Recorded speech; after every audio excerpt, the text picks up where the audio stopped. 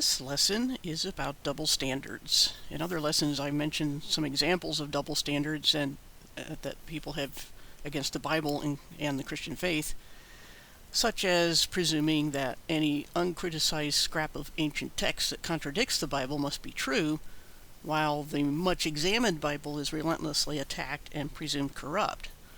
But such attitudes go beyond the text itself and extend to daily life, and let me give you some examples of that. If karma is true, or we need crystals or meditation or psychedelics or positive thoughts to be enlightened, how can any of this be proved more than the Christian faith? And how is this not a religious belief? And how does this work? Or must it be swallowed by blind faith? Why is it okay to meditate or ask a crystal, a rock, for help, but not pray to God? Does karma and all the rest get the blame when things go wrong anyway and the request is not granted? God sure does. If something good happens after such practices, is that proof that they worked? Why doesn't this also apply to when people pray to God? Doesn't the belief in positive thoughts and all the rest blame the victim when things go wrong, since they failed to have enough faith in themselves or they didn't practice their beliefs properly? How is it not hypocritical to credit karma when things go well, but blame the Christian God when things go poorly? No one seems angry at karma or crystals for all the world's suffering. It's always the Christian God that gets the blame. If the world is filled with deception and slavery, why is it that only the Christian God is judged guilty of holding us back rather than crystals or karma or our own weaknesses? Is God supposed to micromanage us like puppets so we can't do anything bad? Or is he supposed to leave us alone and stay out of our lives and not give us orders? You can't have it both ways. To demand that God only acts when and how we demand is for us to operate God like a puppet. These sorts of questions all expose the double standard people maintain against the Bible and the Christian faith. They raise the bar impossibly high for the Bible, but give a pass to just about everything else. How can those who practice this double standard ever hope to examine the Bible objectively and fairly? They've stacked the deck against it.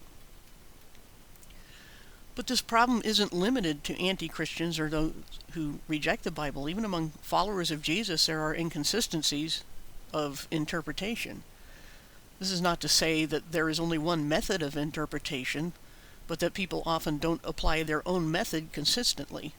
For example, as I've mentioned elsewhere, a person who considers the whole Bible a collection of allegories might nonetheless accept the death and resurrection of Jesus as literal and historical. Likewise for miracles. Jesus' resurrection is the biggest miracle of all, and yet it's accepted by many who believe miracles are impossible. Another example of inconsistency is the idea that the Bible contains some truth, but a lot of it is corrupt or fiction. But by what objective standard is anyone able to tell the difference?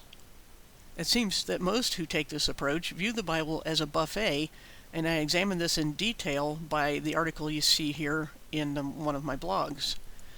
You can read through that and see why I believe that people are just cherry-picking what they want out of the Bible, and yet if I say that one part of the Bible does not apply to us and another does, they call that cherry-picking, when in fact that's the opposite of cherry-picking, because I'm considering the context, whereas the critics don't consider the context, and I'll say more about that in a little bit.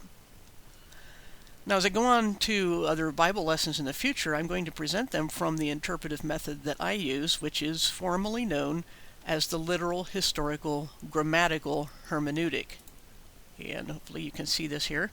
This is on the same website, and you scroll down a little bit and you will see the section on that, explaining what exactly that method is and what it means by those terms.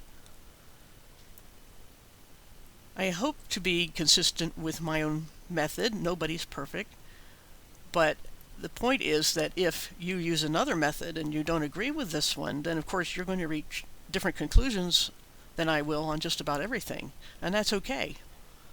We shouldn't condemn each other over that. The important thing is to make sure we're being consistent with our own interpretation, and to recognize that on any particular topic we might be discussing, that if people are using two different methods to interpret, they're never going to come to any agreement, and it is most unchristlike for any of them to condemn the other as being in error or deluded or whatnot. The thing is, we're human and we have different approaches, and we're going to reach different conclusions. So, as with the previous lessons, there seemed to be little point in studying the Bible and its teachings if it's nothing more than whatever the reader wants it to be.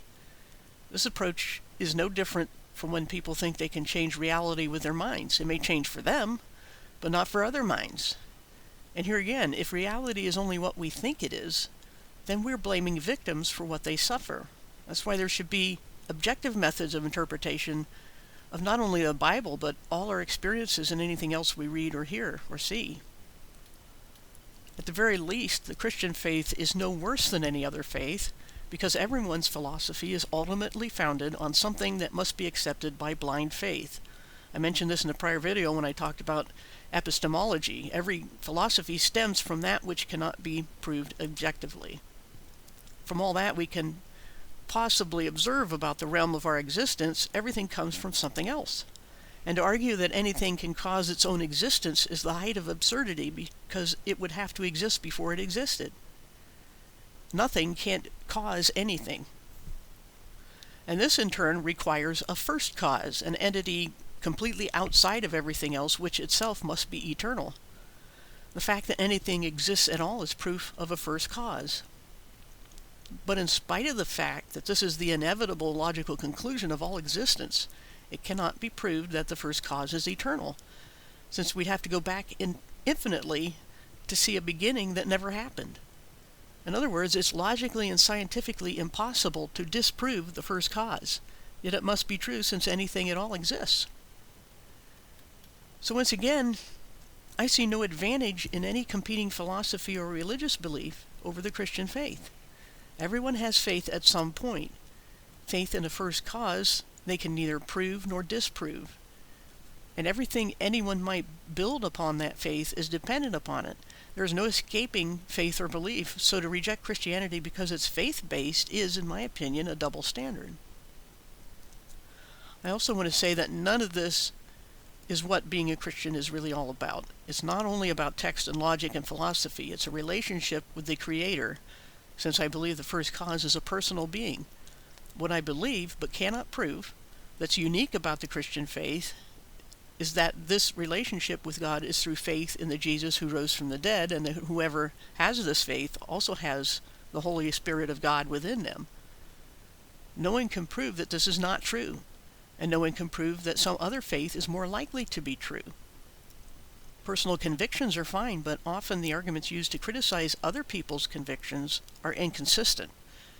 So what I'm getting at here is just whatever method you choose, you should choose a method by which you determine true from false. Whatever you choose, examine whether you are being consistent with your own methods, and try to admit that everyone uses faith. Faith is not a weakness. It's not an excuse to not think. And it should not be rejected that just because, someone reaches the point of faith by thinking. That's exactly what the Christian faith is supposed to be about. Because God is not just saying, just believe in me and I'm not going to give you any reason other than I say so. He says, look, I became one of you, I lived and died and rose again, and I can't repeat that. I mean, how many times throughout the world would Jesus have to come and re-sacrifice himself and re-rise from the dead in every generation in order to satisfy some people that this is evidence, because they don't accept the evidence of anyone else, especially people they don't know personally. And yet, everything we know is based upon someone else's communication with us, whether it's in writing or spoken. And to say that nothing is knowable, yet criticize the Bible, is the height of inconsistency. If you can't know anything, then what is there to criticize? And if you can't know anything of the past, then what's the point of investigating anything in the present or having any hope of the future?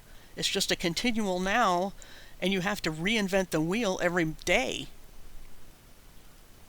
So if you use that method, then, as I've said before, it isn't fair or consistent to criticize faith or Christianity or God or the Bible and just not apply that same standard to your own beliefs, whatever they are, and they are beliefs. Not everything can be put under a microscope that you believe is true. So there are double standards on multiple levels, and it isn't unique to the Christian faith or any other religious faith. Atheists do the same thing. They don't act consistently with what they say they believe. For example, they rant and rave against God and blame him for everything while also insisting that God doesn't exist. I mean, nobody blames the flying spaghetti monster for anything that goes wrong. So this again is a double standard. So all I'm asking is that if you're going to study the Bible or anything else, ask yourself why. Ask yourself how you know true from false. And then ask yourself if you're being consistent with the method you chose. And if you've got no method, once again, I don't want to hear your critiques of the Bible. Not because there's no answers, but because you'd never accept them because you reject any objective method of defense or argument. And once again, I'm not sure. I do this 1 week at a time. I don't know what topic I'll pick next. And if you have any ideas or suggestions, put them in the comments. Thanks for listening. And hopefully, if this has helped you, pass it on. Thanks.